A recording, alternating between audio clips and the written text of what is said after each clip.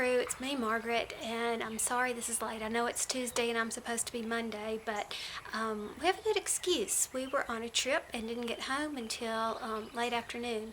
So basically the reason why is because we were moving our oldest son down to Florida, which is now going to be his permanent home, which is very hard for me.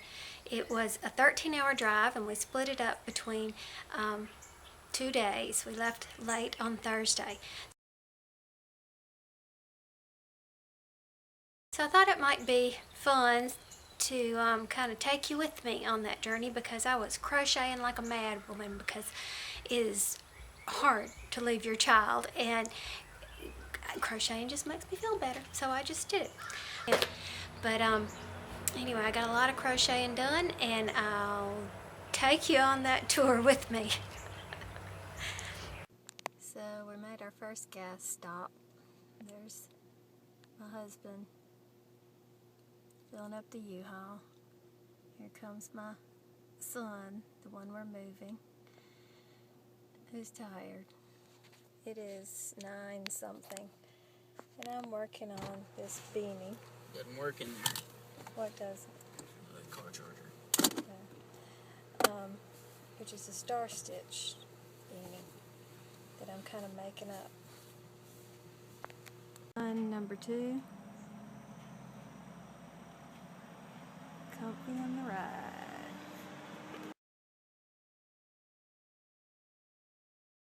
Here we are traveling along. We're somewhere in Florida, day 2. And here's the update on my progress so far. I've finished this star stitch hat, which was sort of my not creation per se, but I just thought it would look pretty in a hat. Let's learn from my mistakes of this prototype if you want to do it. The nature of the star stitch is a gather. So, for instance, the crown I did was for a small adult, but it came out to be the size for a child because it gathers up.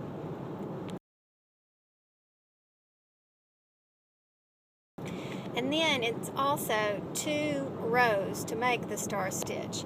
There's the first gathering star stitch row, and then there's a half double crochet row. But it's necessary that you do it by turning. So you're working on your hat, you have to turn when you go to the next row. And that is why you'll see I didn't turn right here, so I didn't have a ribbing right there. You see it? And it doesn't complete the star. See, the star is around, I don't know if I'm getting this, and here it just looks like a conglomeration of color. So there you go. The next one we'll have to work on these details. Now I've started Laura's reversible hat, so we'll see how I do on that one. One more thing about this, I used Red Heart variegated yarn, and I did like the way, I usually don't like variegated yarn, but I did like the way this turned out. This was a brand new skein, and this is about how much I have left, so it does take a goodly amount of yarn, so to speak, but it also needs to be washed. I think that this Red Heart is normally kind of scratchy, but in this case it feels even scratchier. I'm not exactly sure why. So I'd like to wash it with some Downy or something, and it may draw up a bit too, so I'll keep you posted on that.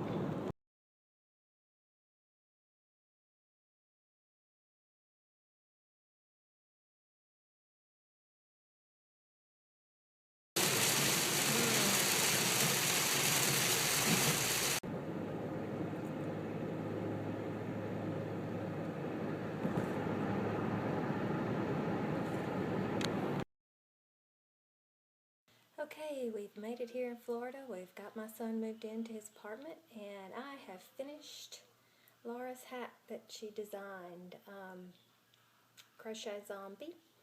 I love this. Of course, I'm a front post loving kind of person. I like the way it gives texture, and I just love it. But I love this reversible side too. So now I can't decide which one I like better. Only thing about front post is that it goes a little bit more slowly because you lose a little of your height of your double crochet. But I thought the results are pretty good. So thank you, Laura. Bye.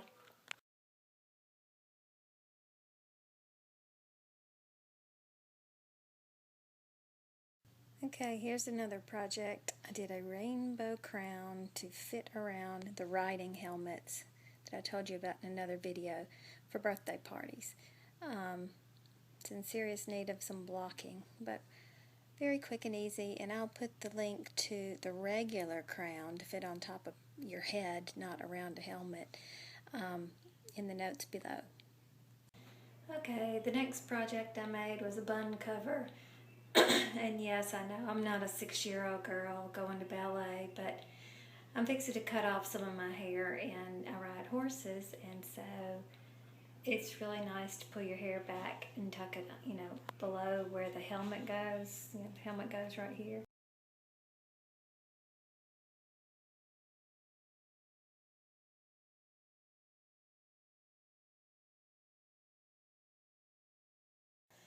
And I wanted to show you, I haven't sewn my ends in here, but you single crochet over a ponytail holder. See how that is? So that it, kind of draws in closer, but so I'm still at my son's. It's Sunday night. They're watching football, and I'm crocheting. It's been one of those days when everything's been rather challenging. Trying to wash the clothes in the laundry room. I had a battle with mosquitoes. The machines took my money. Another bug went down the back of my shirt.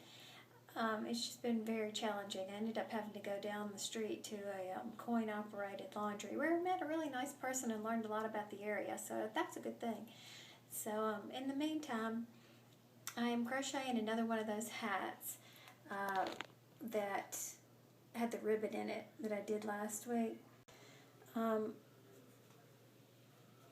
trying to use up this green Dollar Tree yarn, but it's very similar to the reversible hat that I did of Laura's. This is like its second cousin, but I did this one first, and it ends up having a ribbon down at the bottom. I'm going to do a small version because I still have this much of the skeins to use up.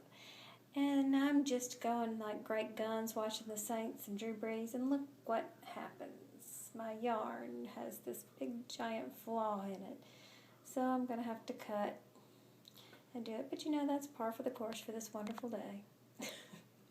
Bye. Here's Margaret Thomas flying on the airplane.